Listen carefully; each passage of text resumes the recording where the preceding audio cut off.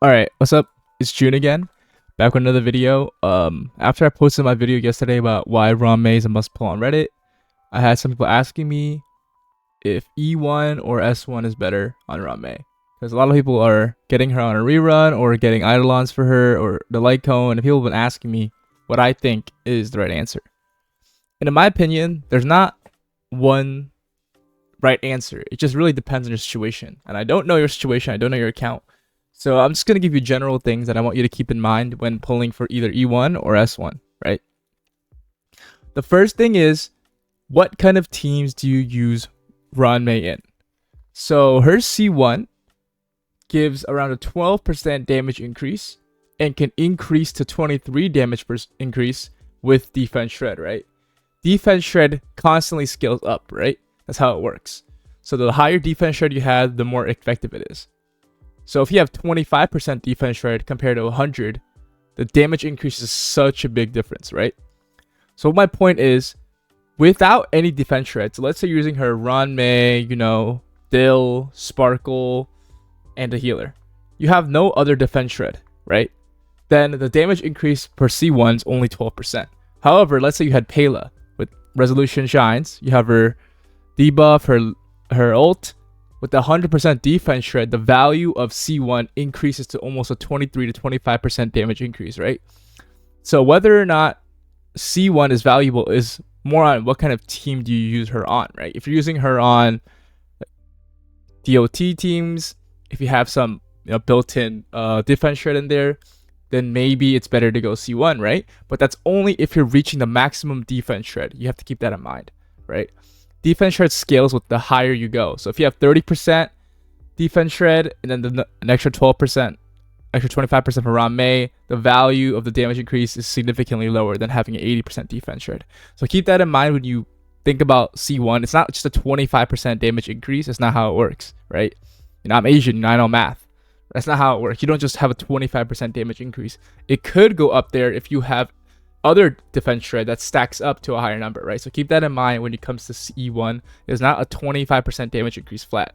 It depends on other defense shred that's external from your Ron May. So keep that in mind. So now let me talk about the benefits of the Lightcone. The Lightcone does is give break effect for your Ron May. It gives an increase of damage. It gives a skill point.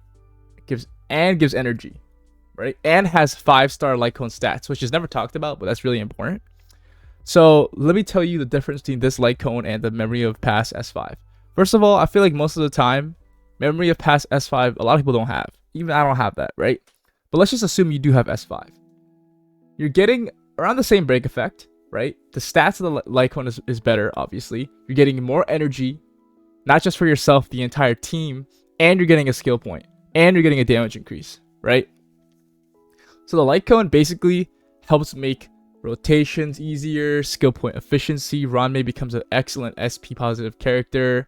It makes just building her easier because you have more break effect. The increase in damage is useful. It's just a very, very nice Lightcone to have.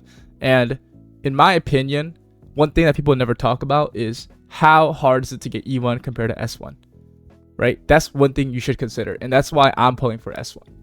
If you're a whale or you're just a person who's going to spend money to get either one, then it doesn't really matter, right?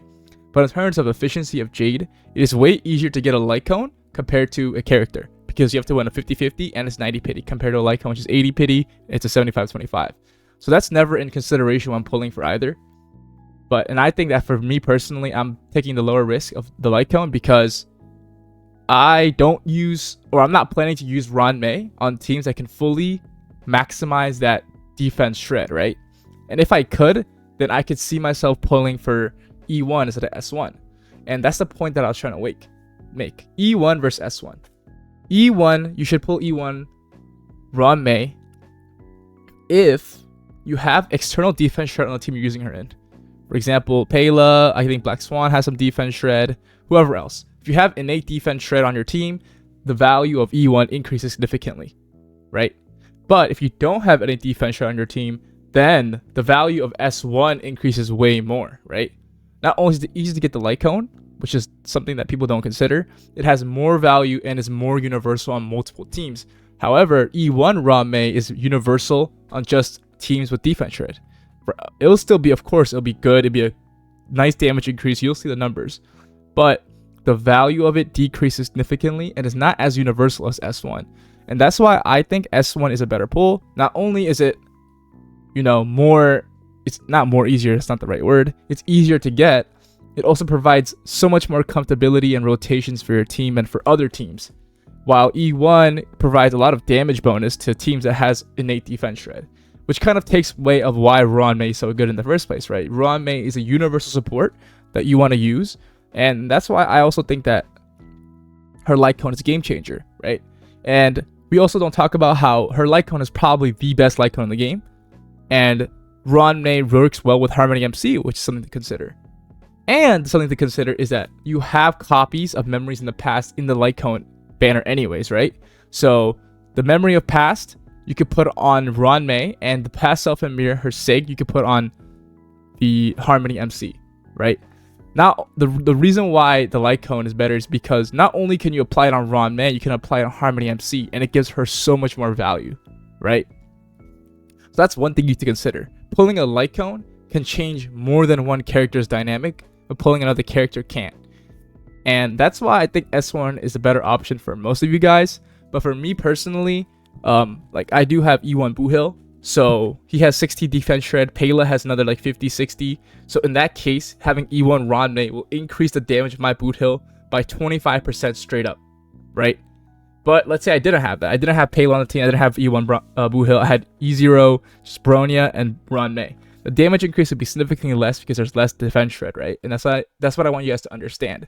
So the TLDR, to make the long story short, is if you have innate defense shred externally, besides Ruan besides her E1, and you can stack up to 100% or 80%, whatever percent you can stack up to, that's capable for your characters, then the value of E1 significantly increases. So in that case, if you're using Ruan on those teams where defense shred is prevalent, then E1 is better. However, if you're using her on any team that doesn't have defense shred on the team, then S1 is way better.